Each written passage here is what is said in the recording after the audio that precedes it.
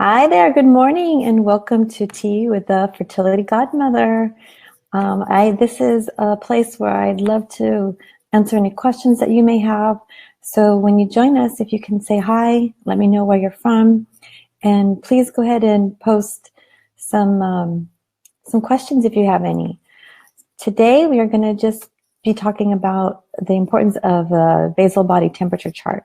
I wanted to go over that with you. I know a lot of people use it, and so I just want to talk about it in case you've been wondering what you're looking at, or if you're not using it and you're considering working with a Chinese medical physician or a natural physician, they might use this. I know we use it in our clinic.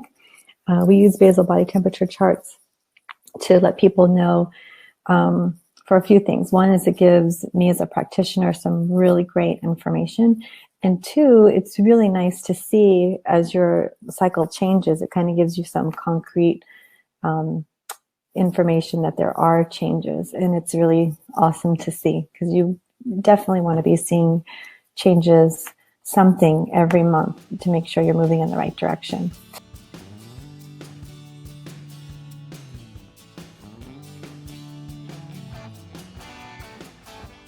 So basal body temperature charts, all you do is you need a thermometer, and you're going to put that by your bed. So the first thing you do in the morning is you'll take your temperature and, excuse me, and then you'll jot it down, or there's some apps out there that are really great and helpful, but you still are going to need to jot it down, because you're going to actually want to, or print it out, the ones that actually show you the whole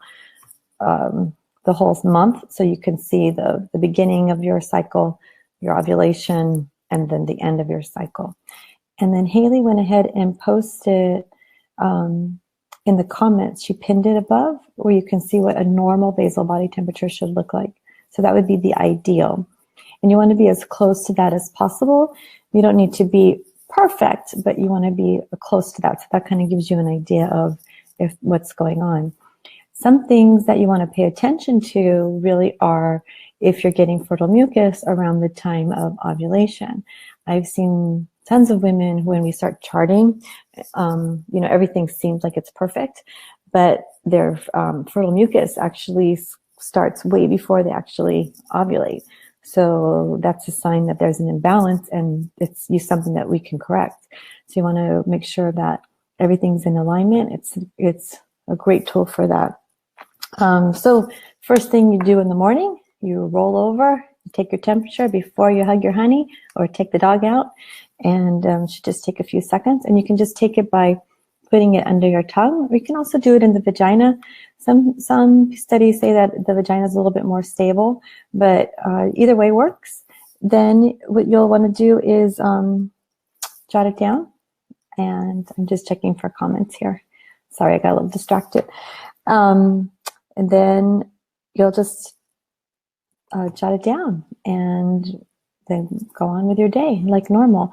Some things that will affect the change that you'll also want to jot down are, like, you want to know if you drank the night before, if you had a really stressful day or headache. Those are things that will actually affect the temperature. So there's places there where you just make a little check mark or a little note, so that you know why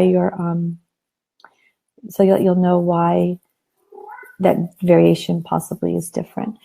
Why would you need to chart your cycle? It's good to chart your cycle so that you can see if it's regular. So you can find out when you're ovulating. You can find out. Hi, Gina. My cat's saying hi. You want to say hi?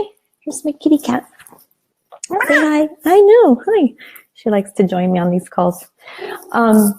So it's important because it'll give you some really good information, how long your cycle is, when you're ovulating, if you're having fertile mucus, is it lining up with your ovulation? So and then you can also see the changes as you go on. So I'm just seeing, okay, that answered your question.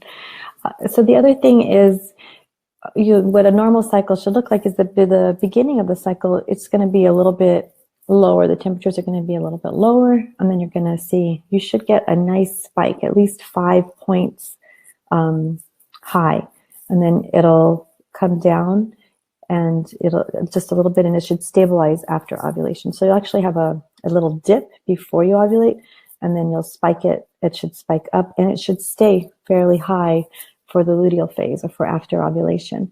And what's important to know is after you see that spike, you've already ovulated. So you're not going to, it's not good to use basal body temperature charts to help with pregnancy, because you've already ovulated by the time you know that you see that dip. But it's really good to know, as to look back on as information of how your cycle is. Okay, so I'm seeing if I covered everything. Oh, what's something that's really important is that you need to get at least 3 hours of uninterrupted sleep. Or if you need to jot that down, if not.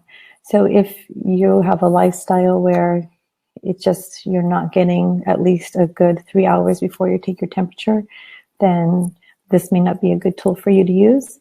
And you do want to try to take it around the same time every day. And then if not, like on the weekend you're sleeping in, just make note of that so you can adjust for that. Okay?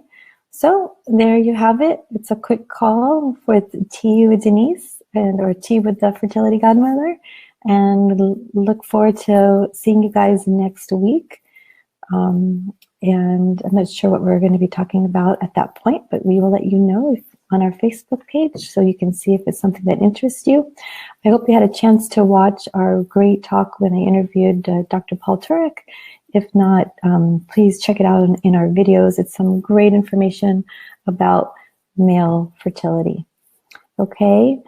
All right, everybody. Have a wonderful day. Make it a great day, and we'll see you next week.